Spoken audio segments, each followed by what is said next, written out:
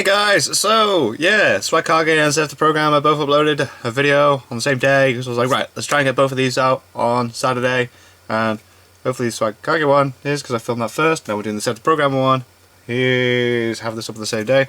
Can Naruto destroy a planet? I don't know, I don't think so. It's not really for me to... Damn it, I can't believe I just said that straight off the bat. Now people are going to be like, oh, you're an idiot. But I don't know if we can. Like, we don't even know if, like, Kage is planet level, or... I'm not going to do this. I'm going to get into the video. I'm going to let Seth discuss this. No, I hate going, like, can Naruto destroy a planet? Let's do this. Hello everyone, it is your host, Seth the Programmer. Hi. And surprisingly, I'm here talking about if Naruto is beyond planet level, or just planet level, in 2019. That's right, the year is 2019, and we are still talking about if Naruto is above planet level or not. Okay. And here I thought the Momoshiki video made some waves, but I guess not. I still need to check that one out. Moving back a few years, and we're going to be talking to some Neanderthals in the community that are still lurking about and aren't with the times. So, moving these anachronisms aside, we're going to talk about the current meta of planet level Naruto and what it means to be planet level in versus debating. Now, a lot of people, especially like anti-versus, community members, they'll basically say things like, Mr. Programmer, where's the planet? Yeah, why did Naruto destroy the planet? Or even like with Lightspeed thing, Programmer, where's the lie? Naruto is not moving at light speed. Yeah, but he dodged the attack that moved at the speed of light. It's like the Okabuki and Afro Senju debate thing, where they just scale the anime and they don't understand like the actual connotations of feat or lore behind certain things. Ooh. I'm going to be explaining in this video what it means to do all that, what planet level actually means. So like when I say planet level, what does that equate to? Yeah. Right. And also I do understand where some people are coming from with like not understanding like planet level. Like a lot of people use, oh well, Naruto can create 5,000 clones. Even if he's continental, he could destroy the planet since there's 5,000 of him and they're all gonna Rasengan the planet into oblivion or something. Like, I understand the ridiculousness of those claims, right? And I can understand why people don't really like them that much. And I guarantee you that I'm going to be going over every facet of planet level Naruto. I'm going to confirm the lore agrees with it. There are feats that agree with it, guides, statements, everything. I will go over every facet. Like so when it comes to destroying a planet, you usually have to overcome its GBE and cause it to fragment apart or absolutely vaporize it or destroy it. Most people scale planet level as the former and utilize GBE as the bar for what it takes to destroy a body, as the planet can't hold itself together beyond its gravitational binding energy.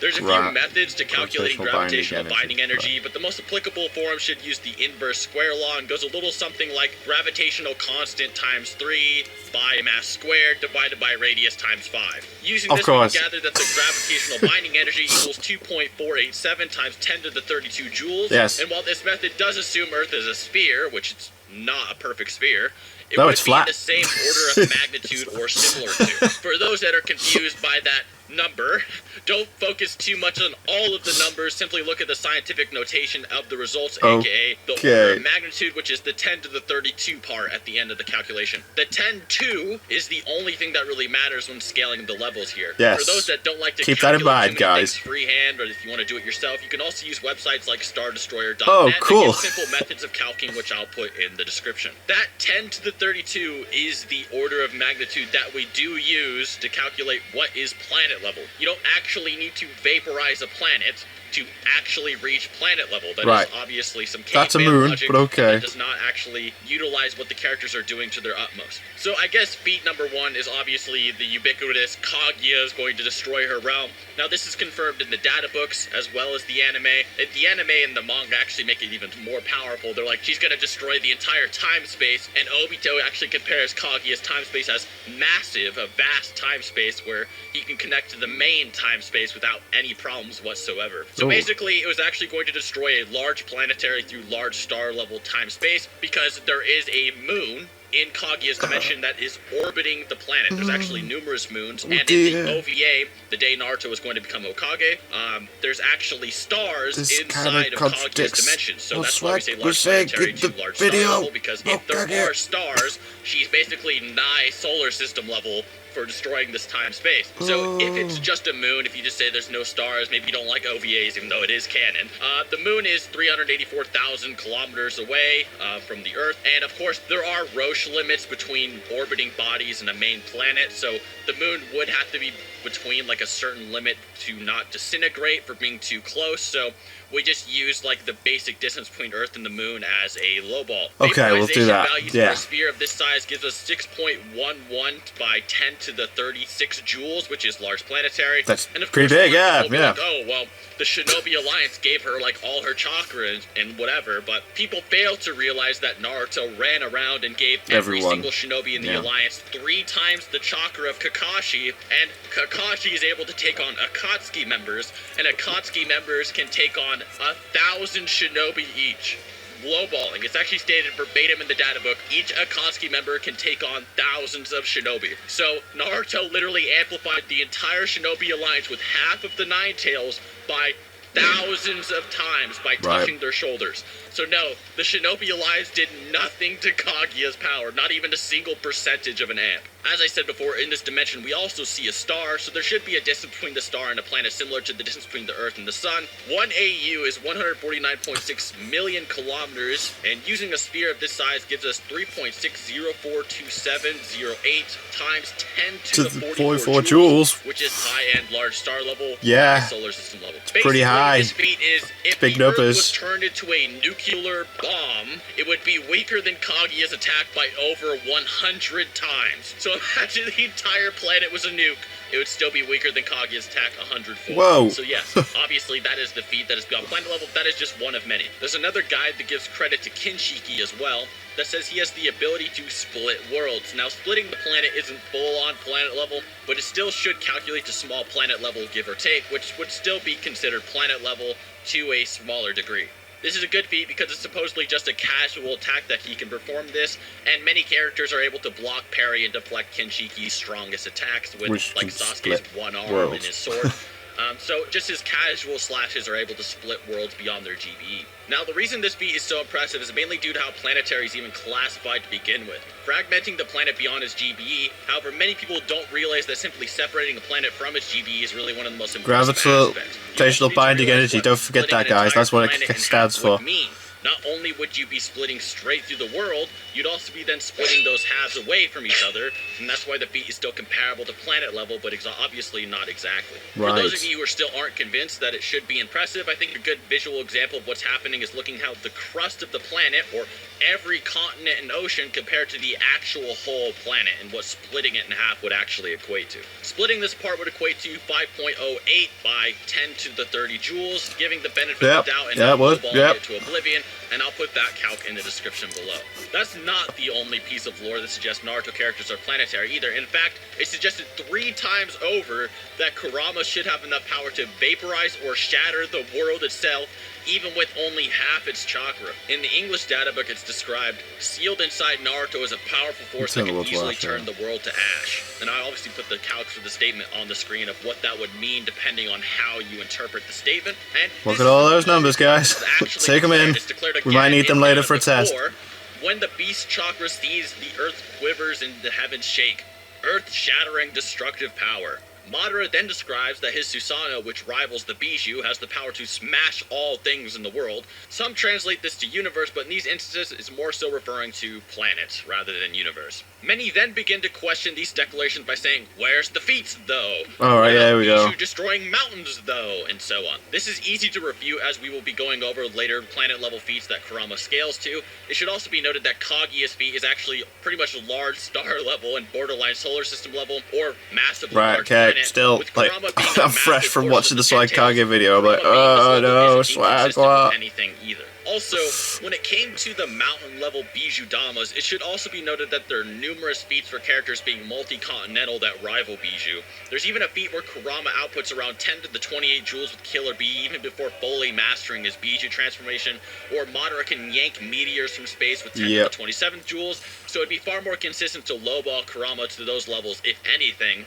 The mountain level downplay is utterly absurd as well when you realize, for one, Naruto literally pin-slapped all of those Bijou bombs into those mountains without even his avatar to begin with, and then Naruto is more of an AP series rather than a DC one. For instance, you have Rasengans that can harm Naruto, Sasuke, or Jubito, despite all of which being able to tank the Ten Tails cataclysms that ravaged the Earth late war. It's just how the series seems to work, and it's concessions the authors had to make the series function without the characters jumping planet to planet like some Beerus vs. Champion Dragon Ball Super battle. This level of scaling for a possible small planetary Kurama is also far more consistent with later showings in Naruto, such as when Kurama is shown being able to duke it out with the Otsutsuki Golem, or massively outscaling the chakra cannon made by the Cloud Village that could teleport away and destroy the entire moon. This is more so just supporting evidence, but many people do seem to overlook just how strong the Nine Tails even is, such as when it amped tens of thousands of shinobi by a few times greater than Kakashi's level, and obviously Kakashi being a greater or rival to the Akatsuki, and the Akatsuki being the equivalent of thousands of shinobi each one, so obviously Kurama is a beast compared to even just the Cloud Village. But some people will say, but the moon is hollow in Naruto. However, the Cloud would have no knowledge or reason to assume the moon is hollow, just as we in real life have no reason to assume our moon is hollow. Even the Ten Tails' raw energy was comparable in size to the entire planet, and was stated to be the end of the world, with even its empty husk needing an entire moon to seal it away with a battle-weary Kaguya. Speaking of which, Hakuromo and Hamura even creating the moon and launching it into orbit would require up to 10 to the 34 joules if it took 10 minutes to even launch upwards, 10 to the 33 if it took 30 minutes, and 10 to the 32 if it even took an hour. And since this was originally just a massive Chubaku Tensei, the moon more than likely wasn't actually hollowed out yet, as it wasn't originally intended to house a society or the sort, only to lock down the ghetto and Kaguya. The Ten Tails itself, outside of its multi-continental cataclysm it created by pretty much just existing, was also able to amp Jubito to some ridiculous heights and displayed a wonky feat in the form of the God Tree. Now, if nothing else before convinced you, and consistent small planet-level low balls for power-ups in Naruto won't convince you, I'm sure this tree feat absolutely will. No sarcasm. No, but seriously, people do overlook how much energy the God Tree itself really exerted by simply appearing. The thing that makes this God Tree feat impressive is that this tree is massive, and it grows insanely quickly. Using some basic pixel scaling, people usually get around 2,000 kilometers for its height, but the real debate is how fast it and its roots grow around the area. And the answer is pretty simple. It's able to catch and drain many amped members of the Shinobi Alliance, and it's seemingly done in an instant. The Shinobi Alliance, while amped by Naruto's chakra, have amps that put them all on some late Kakashi level stats, and even give Hinata the power to slap away hands from the Ten Tails with just an air palm. Kakashi, even as a child, was able to react to lightning bolts, and many shinobi actually utilize lightning, such as Kakuzu, that Kakashi has had to directly react to and deflect with his bare hands. So this tree may very well have sprouted and devoured everything around it at a speed similar to lightning, if not far, far greater, and since lightning can reach from the clouds to the ground in around 1/1000th of a second, an interval of this 2,000 kilometers growing around a second is actually kind of a low ball. And you'd get 3.96 by 10 to the 32 joules. Using such, characters like Madara later on were also able to absorb the God Tree so fast that nobody even saw where it went as well, which adds to its validity of appearing and growing in a second. You also have instances where Toneri Otsutsuki, who an older Bijou states Naruto seemingly one-shotted, at least Toneri says so, was going to hurl the moon at the Earth with enough force to destroy it when he was defeated, which was actually been calculated to require small to normal planet levels of energy, which would be consistent with Naruto being worried Toneri could actually bust the entire planet. So not only does this feat require enough energy to actually destroy a planet, but Naruto also believed he could actually do it, meaning Naruto was actually probably believed that he himself could destroy the planet by analyzing his own energy. And those are just really the normal tiers, said Kaguya. In the novels, you have characters like Momoshiki creating entire parallel realms with their own redshift, expansive nebulas and star systems and so forth, but I'll talk about that meta later on. This video is just to fully establish that these characters are without a doubt planet level, going by normal scaling standards. There's also down players who don't understand how kinetic energy works in square inches and claim you could just stab adult Naruto with a kitchen knife and kill him. But of course, this is just some absurd headcanon that isn't backed up by any feats or any form of actual physics. Just because a superhuman chakra amp ninja can cut Naruto with some crazy jutsu doesn't mean you can without anything. Common sense, with the stance requiring evidence to the contrary. This video is also referring to the stronger forms of characters like KCM, Six Paths, Ten Tails, etc. And I really do want to talk about AP versus versus DC. Now, a lot of people don't know what attack potency really is. So, for instance, in Dragon Ball, defense power. right, you have Super Saiyan Blue Vegito, one of the strongest characters we've Hell, ever seen in Dragon Ball yeah. Super. Yet their battle doesn't even destroy a city they're in, even though characters before were shaking the entire universe, characters in the future then go on to shake on an infinite realm, and yet they're barely destroying a ring they're fighting on. Things like that. That's called attack potency, right? Where they're able to control the actual area of effect of their abilities. So for instance, you have The Naruto's AoE. Rasengan in the final battle versus Sasuke. These guys can easily shake the entire planet in their battle. People can feel their chakra across the planet. We have them just defeating a character that's going to destroy at least like this solar system size time-space. Yeah, here's Naruto's Rasengan barely creating a little crater in like bedrock on the ground when he trips. Good example of attack potency. So that is something you need to realize for Naruto. It is attack potency based for the most part. In conclusion, numerous non-top tier characters have the feats, lore, and statements to all back them up to being small planet level through planet level, with god tiers casually having feats far, far above that. Denying the high tiers in Naruto being planetary at this point is just living in the past. And also, if any of you disagree, I have been debating this for years. My Discord is open, and I'm ready for the Great Ninja War. You know, I'm ready to throw down with every single one of my viewers. This video should get at least like 100,000 plus views, so I'm challenging over 100,000 plus people, just like with the Broly Wars, which I uploaded on my second channel. That'll be in the description. Alright. I'm willing to debate every single one of you that disagrees with this video.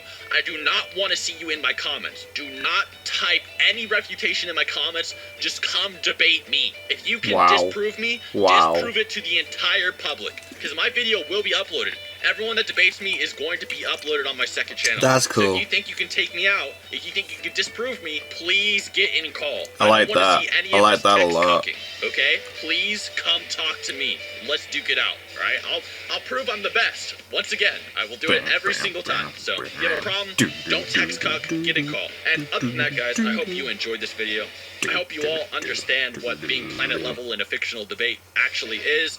And obviously, if you're one of those people that's like, But where's the planet? When did he destroy the planet? if you're one of those people, please come and call. I'd love to bully you for it. And now that the video is over, I hope you guys did enjoy it. Of was course. cool. And as I said at the very beginning, please check out John's SoundCloud in the description below, or his Instagram. Please, I really would appreciate it. He's doing so much for me and for free, so I really would appreciate it. And other than that, guys, till next time. Wow. Oh, I love this outro. But he looks so much cooler in the, like, the suit. Do you know what I mean? That's cool. That's really cool. But, like, the tie and that, like, so cool. Like, damn, so, yeah, planetary. Fair enough. I'm gonna get called an idiot for the start. I'm gonna get called an idiot throughout this whole video anyway, though, because it's like numbers and to the something jewel and it's GPE and da da da da. I'm just like, yeah, big numbers means big things. Oh my god. But then it's a bit annoying as well that like Swipe Kage in his video was just like, yeah, so we can't actually say whether or not the like she's planetary because it's in the dimension and people say there's planets there or stars or whatever, so then that means that she's planetary with her attack. And then Seth's like, well, there's just like she might not be, we can't say. And then Seth's like, so she is planetary because there's this. It's like, oh god, no. Two videos out on the same day that have like contradictory statements in them. It's like, you know, towards each video, it's like, who's right? I think that's interesting, even though both weren't about the same thing.